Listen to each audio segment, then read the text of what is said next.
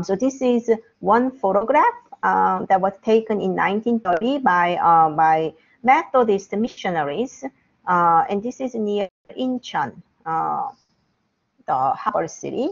So do you recognize a hybrid gentleman? Yeah, here in Durumagi. But do you recognize what the textile might be? Can you sort of infer what the season might be here? It seems like it's cotton or linen. It's a linen, lightweight, yeah. And it's summer. Yeah, summer. And even yeah, the hats, the heat, right, the hats right. look lightweight.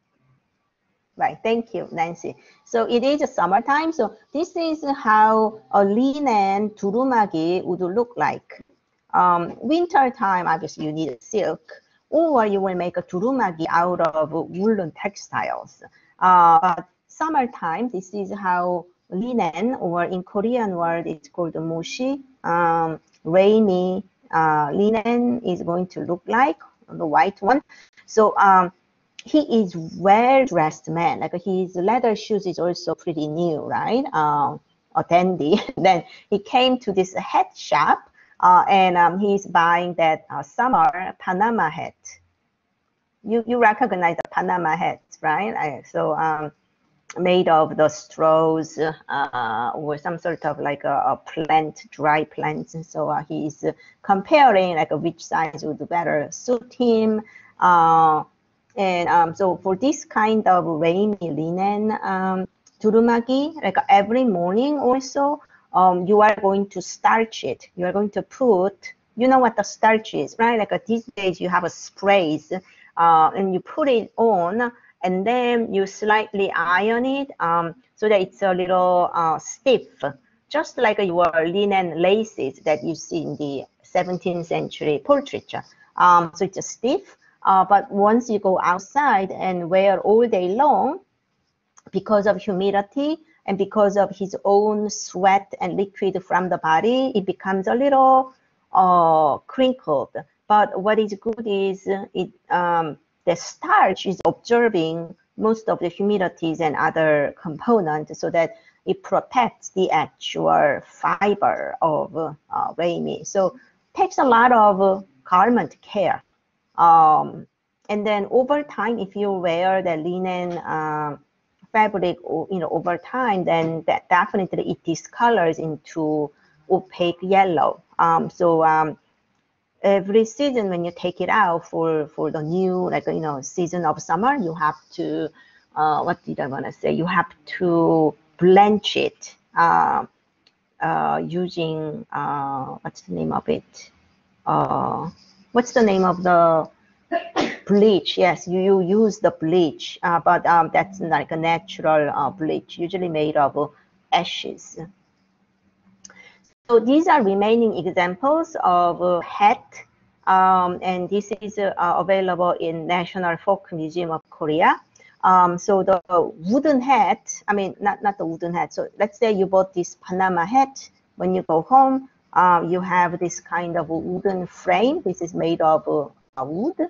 You need a wooden frame, and you are going to put it here so that it maintains the shape. Do you see the little sunken area, right? Like, so this is how you are going to maintain it. And then another hat, not the top hat, like a felt hat. You also need to press it with these kind of iron in order to maintain the shape. So, definitely you need a garment care. There was a separate hat cleaning store too. So it's an investment of at least 5 to 10 years, expensive items. And then shoes too, they will repair shoes. And then this is the top hat, and we know that this is purchased at Christie's London, department store in London. And this one comes with a full-size leather container, and it looks like this. You have where the brims are, and then you have like a big top so that you put the hat inside, and you carry it when you travel. So it's a status symbol. Not everybody had this top hat.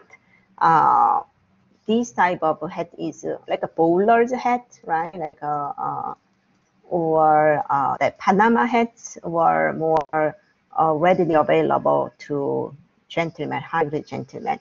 So in Korea, for example, around 1884, the European merchandise were being sold, but who were selling it? These two gentlemen from Germany.